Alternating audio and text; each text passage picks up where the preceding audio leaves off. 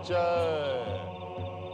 ओम ह्रीं क्लीं चामुंडाय विच्चय। ओम ह्रीं क्लीं चामुंडाय विच्चय। ओम ह्रीं क्लीं चामुंडाय विच्चय।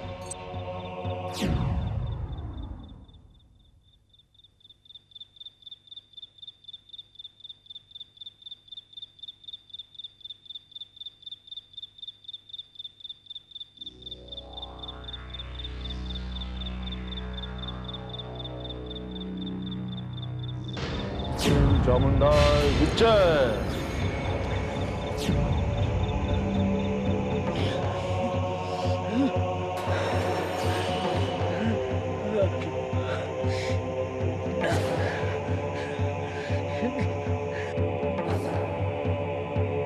ओम ह्रीं क्लीं चामुंडाय विच्चय। ओम ह्रीं क्लीं चामुंडाय विच्चय। ओम ह्रीं क्लीं चामुंडाय विच्चय।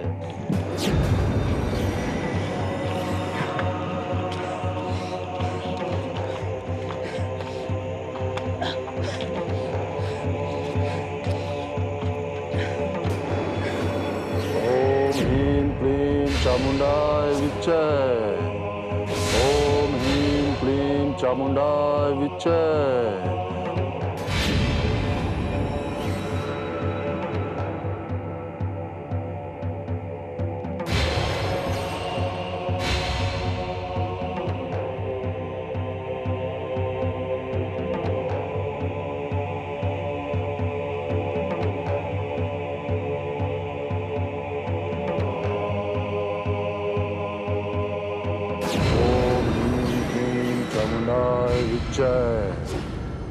ओम ह्रीं क्लीं चामुंडाय विच्चय।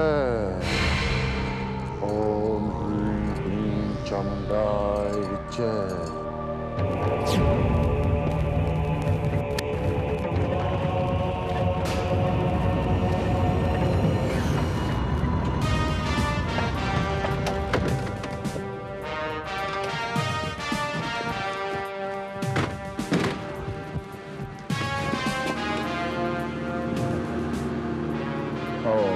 God, he's dead.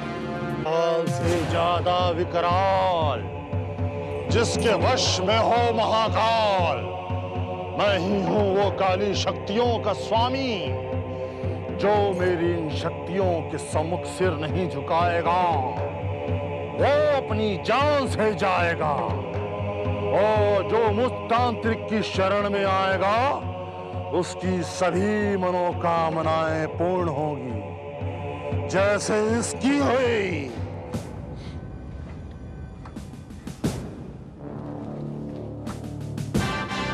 Sir postmortem की रिपोर्ट आ गई और उस लड़के के बारे में ही पता लग गया। Very good. क्या पता चला उस लड़के के बारे में? यही कि उसका नाम विलास अग्निहोत्री था। उसके पिताजी का नाम अजीत अग्निहोत्री और शहर के सबसे मशहूर उद्योगपतियों में से एक है। Very good. मिस्टर अग्निहोत्री को इस बारे में इन्फॉर्म किया या नहीं सर, मैं रिपोर्ट आने का ही इंतजार कर रहा था।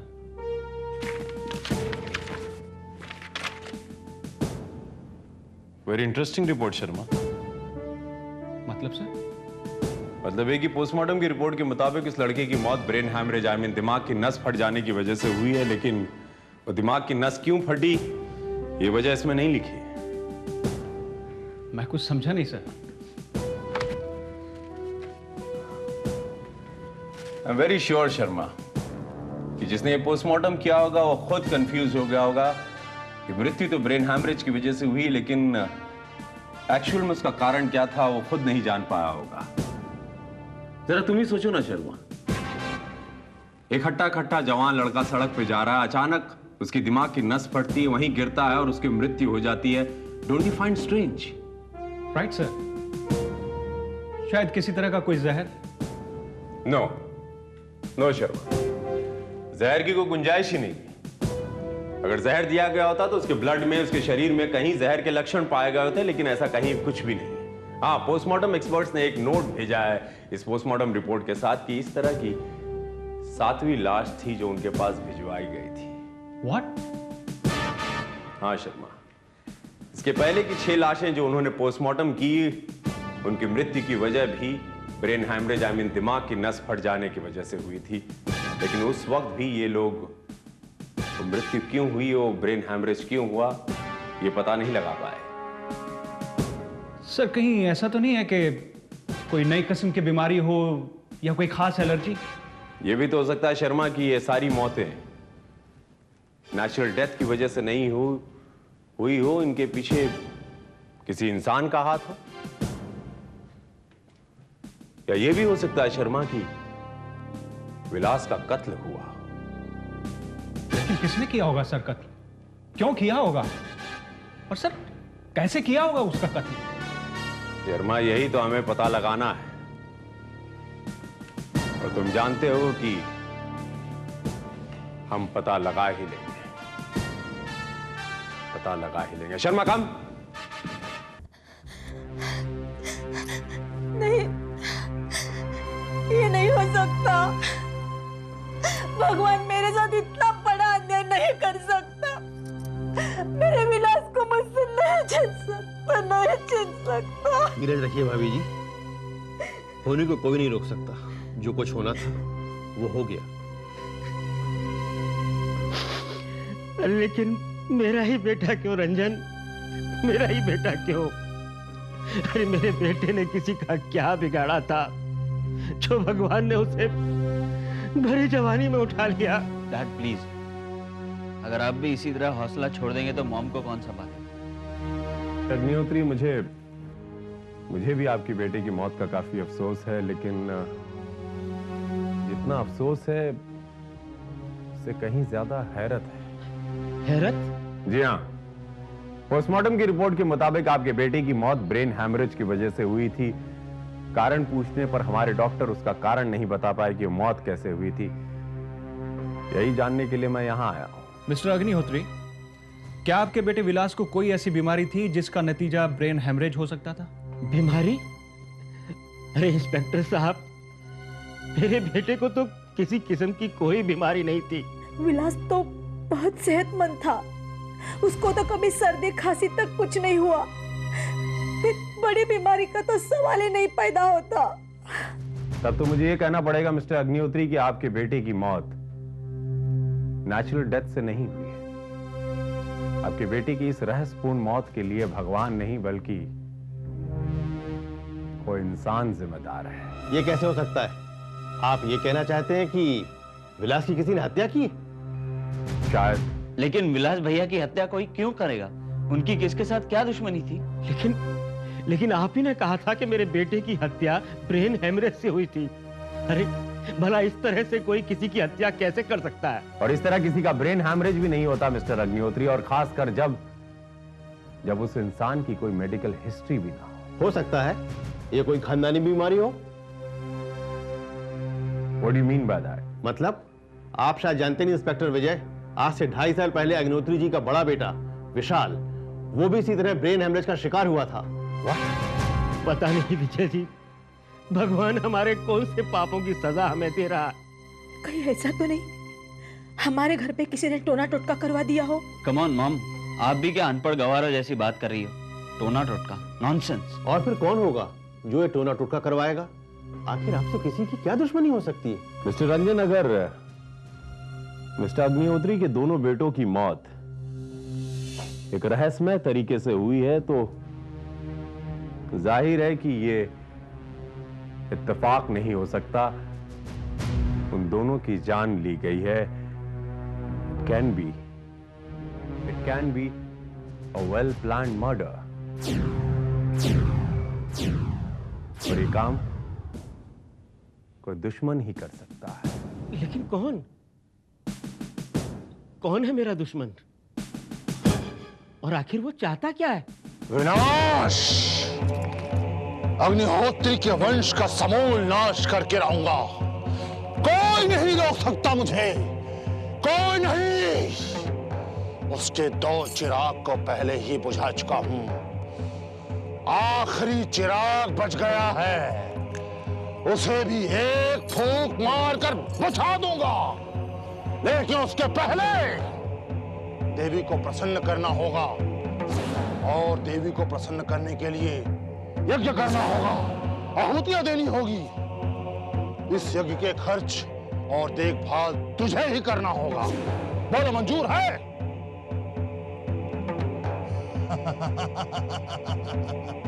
शाबाश, देवी तुझ पर अवश्य प्रसन्न होगी, तेरी मनोकामनाएं अवश्य पूर्ण होगी, और मैं अग्निहोत्री के परिवार के अंतिम चिराग को बुझा के रहूंगा। ओह, ये तुम क्या कह रही हो शोभा? अरे तुम चाहती हो कि हम अपने तीसरे और आखिरी बेटे विकास को भी अपनी नजरों से दूर कर दें? अरे अब वही तो हमारा इकलौता सहारा रह गया है। इसीलिए तो कह रही हूँ, दोनों जवान बेटों की मौत देखी है मैंने। भगवान ना करे तीसरे को कुछ हो गया तो। नहीं नहीं, लोग तो यही कहेंगे ना, सौतेली माँ नहीं डायन थी, डायन, जो अपने ही बेटों को खा गई। अब रहने भी दो शोभा, मुझे लोगों के कहने की कोई चिंता नहीं है, उन्हें कहने दो। अजीत, मुझे लगता है भाभी जी ठीक कह रही हैं। विशाल और विलास की मौत अगर स्वाभाविक नहीं थी तो विकास की जान को भी खतरा हो सकता है, और उसकी सेफ्टी के लिए हमें उसे दूर भेज देना चाहिए। मौत हर जगह पीछा करती है अंकल। मैं अगर यहाँ से चला भी जाऊं तो क्या फर्क पड़ेगा? विकास, कम ऑन मॉम, अब खामखा परेशान हो रही हो। मेरा कोई कुछ नहीं बिगाड़ सकता है। बेटे बेटे, इंसानों से हम लड़ सकते हैं, लेकिन ये भूत प्रेत जादू टोना, मामा हम... फिर से शुरू हो गई। मैंने कहा है इन सब बातों पे मैं विश्वास नहीं करता हूँ। अरे विश्वास तो मैं भी नहीं करता था बेटा, विश्वास तो मैं भी नहीं करता था, लेकिन पता नहीं क्यों अब मुझे डर सा लगने लगा है। बेटा, मेरे सारे बिजनेस, मेरी प्रॉपर्टी के तुम इकलौते वारिस हो, और हमारे खानदान के आखिरी चिराग। बेटा, अरे तुम्हारे सिवा तो मेरी चिता को कोई अग्नि देने वाला भी नहीं है। डैड, संभालिए अपने आप को। डैड, मुझे कुछ नहीं होगा, कुछ नहीं होगा मुझे।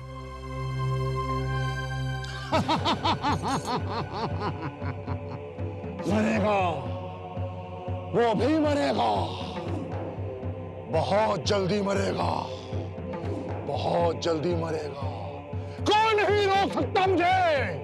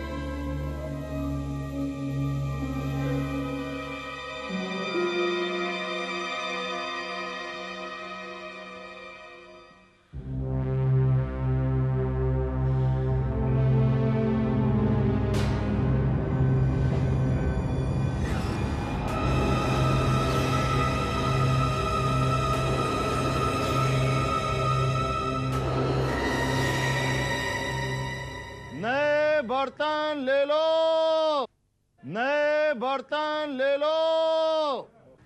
ओ बर्तन भांडी वाले, हाँ रुको जरा उधर, मैं आती हूँ। मेम साहब, वो बर्तन भांडी वाला आया है। बर्तन भांडी वाला? हाँ, वो नहीं क्या जूना कपड़ा लेके नया बर्तन देता है स्टील का, वो तो नहीं, मैंने सोचा वो कपाट में इतना जूना कपड़ा पड़ा है ना, वो सब दे के एक नया स्टील का बर्तन ले ले, काम में आएगा ना।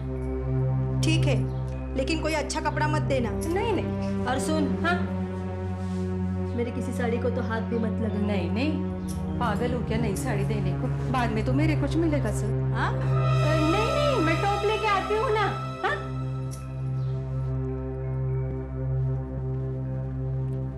ये लो भैया, देखो एकदम सब नवा नवा कपड़ा है। हाँ, और मेरे को 2 टॉप चाहिए। हाँ, पहले से बोल देती है मैं। बहुत बोलती है भाई।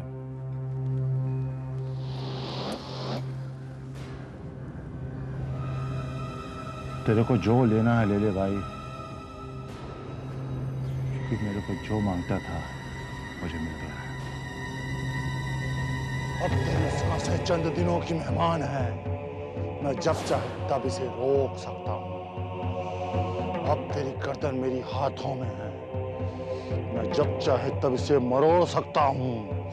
कोई नहीं रोक सकता मुझे, कोई भी नहीं।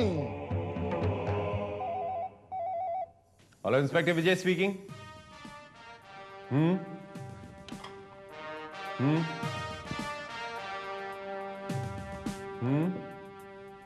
Very good. इसका मतलब मेरा अंदाजा सही निकला। Thank you. शर्मा, क्या बात है सर? उस बीमारी के बारे में कुछ पता चला? नहीं शर्मा, लेकिन इतना पता चल चुका है कि उन सारे रहस्यमयी मौतों का वास्ता एक दूसरे से था शर्मा। कैसा वास्ता?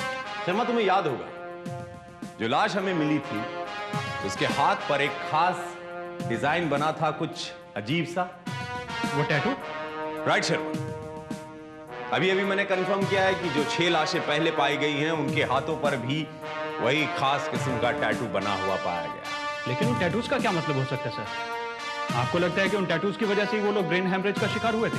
हो सकता है।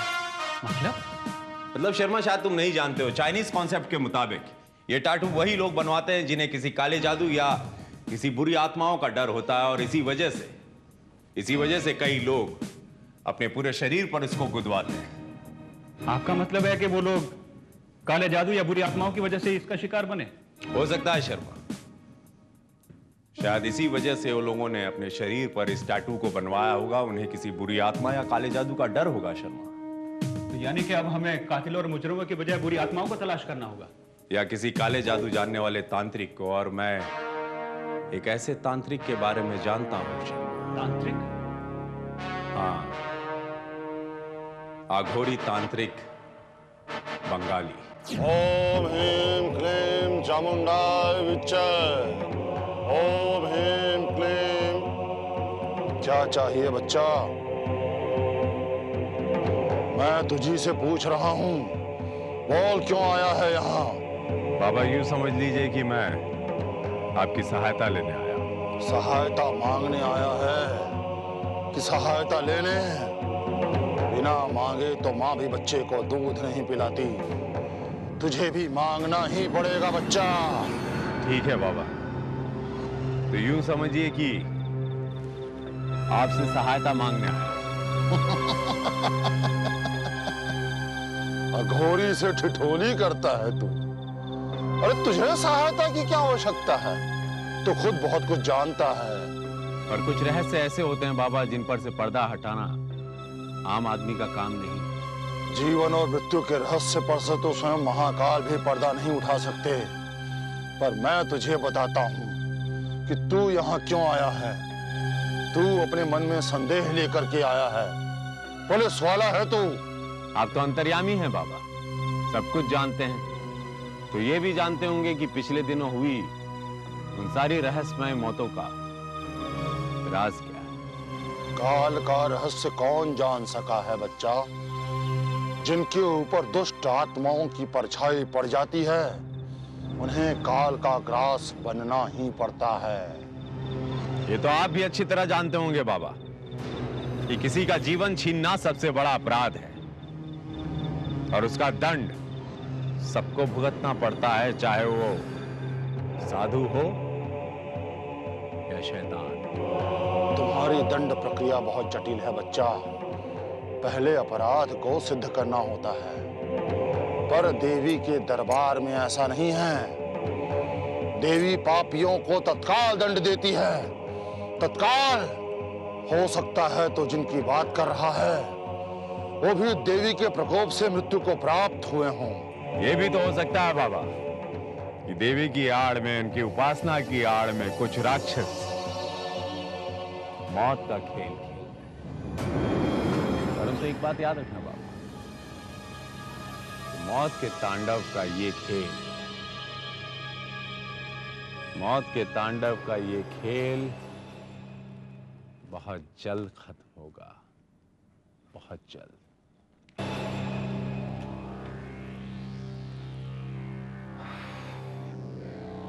भाई रंजन, इस बिजनेस में तुम्हारा भी उतना ही हक है जितना कि मेरा।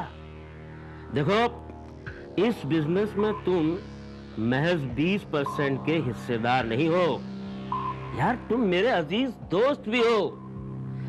इस तरह के छोटे मोटे फैसले तो तुम खुद कर सकते हो। इस फैसले पर मोहर लगाने के लिए तो मुझे आपके पास ही आना पड़ेगा। मेरे पास कोई पावर ऑफ अटॉर्नी तो है नहीं कि कोई भी डील मैं खुद फाइनल कर सकूं। आप इन्हें पावर ऑफ अटॉर्नी क्यों नहीं दे देते? वैसे भी आजकल आपकी तबीयत ठीक नहीं रहती और विकास तो इस काबिल है नहीं कि बिजनेस संभाल सके। क्या बात कर रही हैं भाभी जी? मैं तो मजाक कर रहा था। नहीं अंकल, डैडी आपसे ज्यादा भरोसा तो मुझ पर भी नहीं करते, क्यों डैड? और इस हालात में आप ही डैडी को ज्यादा हेल्प कर सकते हो। तुमने बिल्कुल ठीक कहा बेटा।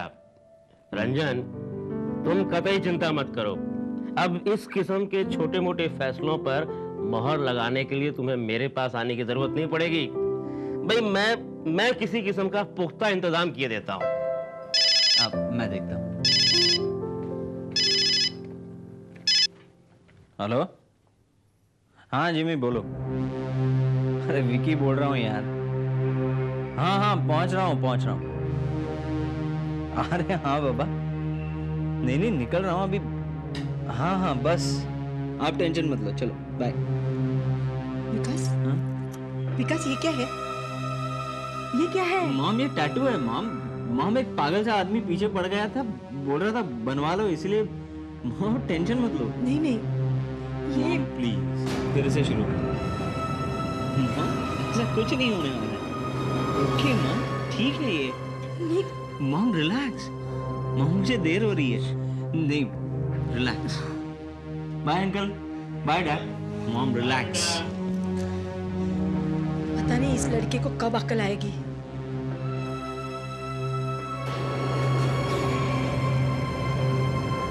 कोई टूना टोटका होगा तो क्या होगा?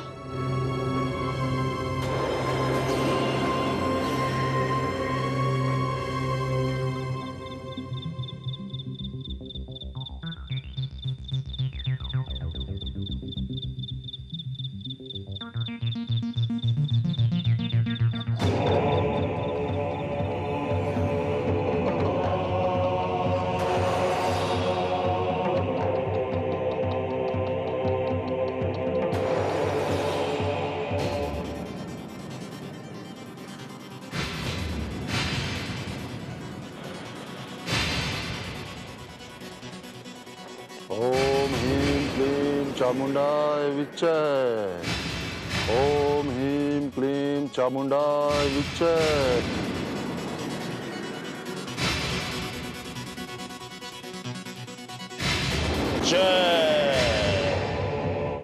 जय महाकाल। सब कुछ तेरे हाथ में है। तो जिसे चाहे जीवन दे सकता है और जिसे चाहे काल के गाल में डाल सकता है। बस आखिरी बस, बंद करो अपना नाटक। अब तुम्हारा कोई दर्शक भी नहीं बचा है ना। इसे ना इंस्पेक्टर, तो फिर चला आया है तू यहाँ? इस बार सहायता मांगने आया है या सहायता लेने? इस बार आघोरी मैं तुम्हारी सहायता करने आया। अच्छा? हाँ आघोरी, वैसे जेल की सलाखों के पीछे तुम मेरी सहायता के बगैर भी पहुंच सकते, परंतु मेरा अपराध क्या है? महाकाल की पूजा? नहीं आघोरी, तुम्हारा अपराध है निर्दोष लोगों की हत्या। अब तक तुमने 7 निर्दोषों का खून बहाया है। मैंने? हाँ तुमने। उन 7 की मौत का कारण तुम हो आघोरी, तुम। कदाचित तुम्हें यह लगता है कि मैंने अपनी जादुई शक्तियों से जीवित व्यक्तियों को मृत्यु के गर्भ में पहुंचा दिया, क्यों? और तुम्हें लगता है कि तुम्हारी सविश्वसनीय बात न्यायपालिका विश्वास कर लेगी और फांसी पर लटका देगी मुझे? हाँ, तुम जैसे पाखंडी को तो फांसी की सजा हो जानी चाहिए। तुम जैसे लोग आघोरी बनकर सिर्फ गवार अनपढ़ लोगों को बेवकूफ बना सकते हैं और बेवकूफ बना के अपने इस काले जादू से उन्हें हिप्नोटाइज करके अपने बस में करके तुम लोगों की हत्या करते हो। यही तुम्हारा धंधा है Aghori. This is your business. अच्छा? हाँ आघोरी, वो बेचारे गरीब जो अंधविश्वासी हैं, अनपढ़ हैं, गंवार हैं, वो अपने संकट से छुटकारा पाने के लिए तुम्हारे पास आते हैं। वो क्या जाने कि ये तुम्हारा ये सब एक धंधा है, एक नाटक है, एक ढोंग है। तुम उन्हें विश्वास दिलाते हो कि अपने काले जादू के बल पर तुम उनके शत्रुओं का नाश कर दोगे, उनके शत्रुओं को मौत के घाट उतार दोगे, और उसके एवज में आघोरी तुम उसकी कीमत रुपए वसूल करते हो उनसे, और फिर मैं जादू से उनके शत्रुओं को मार देता हूं। तुम्हारा ये पोल खुल चुका है आघोरी। तुम्हारा एक चेला, आई मीन तुम्हारा एक आदमी टैटू से बने उस निशान वाले शिकार को ढूंढता है, और निशान को देखते हुए समझ जाता है कि ये उसका शिकार है। वहीं पर वो अपना जहर से भरा इंजेक्शन मार देता है, और जिसे मारता है उसकी मृत्यु 5 मिनट में हो जाती है, क्योंकि जहर का असर दिमाग में जाता है और उससे दिमाग की नस फट जाती है। तुम्हारे भक्त ये समझते हैं कि ये तुम्हारे काले जादू की शक्ति है, लेकिन हकीकत कोई नहीं जानता। तुम तो सचमुच बहुत कुछ जानते हो इंस्पेक्टर, पर इसे साबित कैसे करोगे? तो आखिर तुम भी घटिया मुजरिमों की तरह सबूत मांगने लगे? ठीक है आघोरी। शर्मा! राघव? हाँ राघव। आघोरी, ये तुम्हारा आदमी। इसी को भेजते थे ना हत्या करने के लिए। इसके पास से वो जहर से भरा इंजेक्शन भी बरामद कर लिया, और इसका बयान काफी है तुम्हें फांसी के फंदे तक पहुंचाने के लिए। अब जिंदा रहना चाहते हो तो खुद अपनी जुबानी कबूल करो और बताओ कि अग्निहोत्री के बेटों को मारने के लिए किसने सुपारी दी थी तुम्हें? मैं नहीं जानता कि तुम क्या कह रहे हो। किस इंजेक्शन की बात कर रहे हो तुम? अच्छा,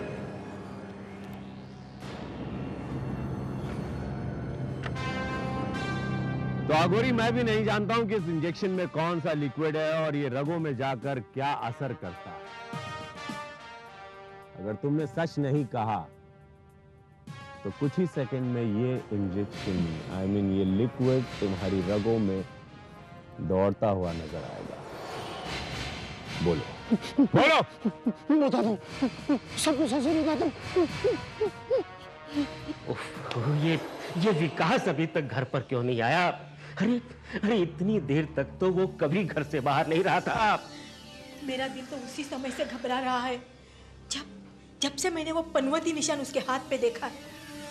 पता नहीं मेरा बेटा कहाँ होगा। घबराई मत भाभी जी, वो आता ही होगा। काश मैंने उसे जाने ही नहीं दिया होता। उन्हीं को कौन टाल सकता है मिसेस अग्निहोत्री? इंस्पेक्टर विजय, आप इस वक्त यहाँ? जी हाँ, मैं आपके बेटे विकास के बारे में आपको कुछ बताने आया हूँ। विकास? क्या हुआ विकास को? कहाँ है विकास? मिसेस अग्निहोत्री, विकास के साथ भी वही हुआ जो आपके दोनों बेटों के साथ हुआ। नहीं, मेरे विकास को कुछ नहीं हो सकता। कुछ नहीं हो सकता मेरे विकास को। कैसे हुआ इंस्पेक्टर? काला जादू। क्या?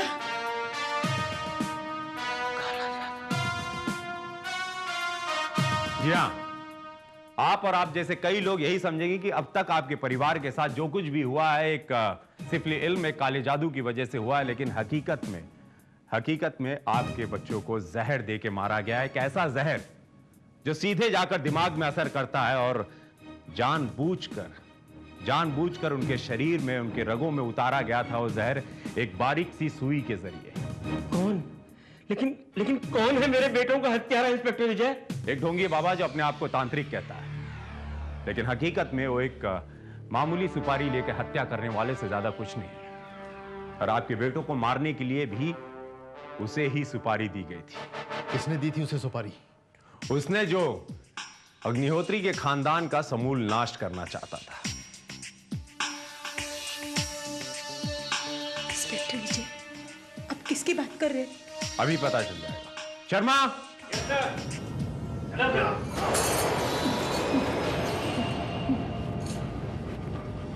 यही वो ढोंगी जिसने पैसों की लालच में आपके बेटों की हत्या की थी, अब यही बताएगा कि उन हत्या के पीछे हाथ किसका था। बोलो। उसने मुझसे विनती की थी और अपने सारे गहने जेवर और गांव की जमीन चढ़ावा की तौर पे मेरे चरणों में अर्पित कर दिया था। कौन? शोभा तुम? नहीं, वो औरत। तुम्हारे घर की नौकरानी सावित्री।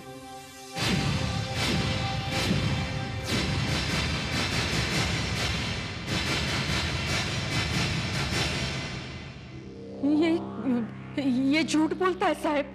मैं तो गरीब औरत हूँ ना, मैंने कुछ नहीं किया साहब, मैंने कुछ नहीं किया। झूठ बोलने से कोई फायदा नहीं सावित्री।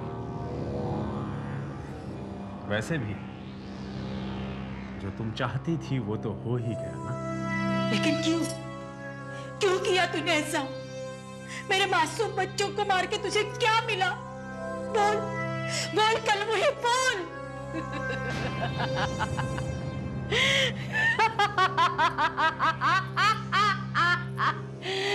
शांति शांति मिली मुझको, मेरे को भी और मेरे पति को भी।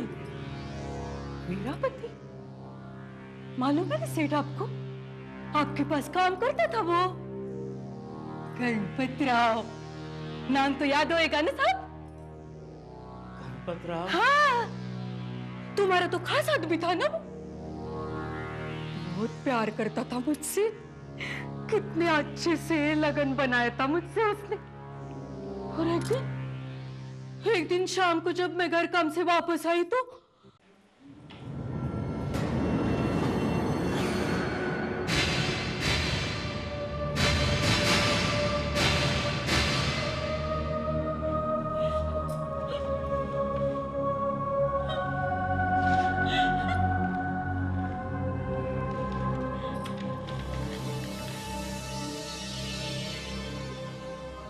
सावित्री, मुझे माफ करना, मैं तुम्हें छोड़कर जा रहा हूँ क्योंकि अब मैं किसी के सामने सर उठाने के काबिल नहीं रहा। वो आदमी जिसके लिए मैंने अपना जीवन तक दांव पर लगा दिया, उसी मालिक ने आज मुझ पर चोरी का इल्जाम लगाकर धक्के मारकर निकाल दिया सारे लोगों के सामने। चोरी का इल्जाम मैं अपने सिर पर लेकर नहीं जी सकता, इसलिए अपने पति की लाश के सामने ही मैंने शपथ ली थी कि अग्निहोत्री को उसके दुष्कर्मों की सजा मैं जरूर दूंगी। इसलिए मैंने उसके खानदान का समूल नाश करने का फैसला किया, ताकि उसे भी पता चल जाए कि अपनों को खोने का गम क्या होता है। मैंने शपथ ली थी, जब तक तेरे वंश का नाश नहीं कर दूंगी, तब तक मैं अपने सुहाग की निशानी को नहीं मिटाऊंगी। और आज मैंने अपनी शपथ पूरी कर ली है। मुझे अफसोस है सावित्री कि तुम्हारी ये शपथ पूरी होने के काबिल ही नहीं थी। क्या मतलब? मतलब विकास, तू जिंदा है? नहीं नहीं, ये नहीं हो सकता। विकास, विकास मेरे बच्चे। भगवान का लाख लाख शुक्र है। बेटा बेटा तो ठीक तो है ना? हाँ डैड, मगर भगवान के साथ साथ इंस्पेक्टर विजय का भी शुक्रिया अदा करना चाहिए। अगर इन्होंने मुझे इस टैटू के बारे में पहले नहीं बताया होता तो इस तांत्रिक को पकड़ना बहुत मुश्किल होता। और शायद ना इन रहस्यमयी मौतों से पर्दा उठता और ना ही इस कातिल के चेहरे से। सावित्री, तुमने अपने बदले की आग में 2 मासूम जवान लड़कों को जला दिया। तुम्हारे इस जघन्य अपराध के लिए कानून तो क्या, तुम्हारे पति की आत्मा भी तुम्हें कभी माफ नहीं करेगी, कभी नहीं। तुम्हें गिरफ्तार किया जाता है।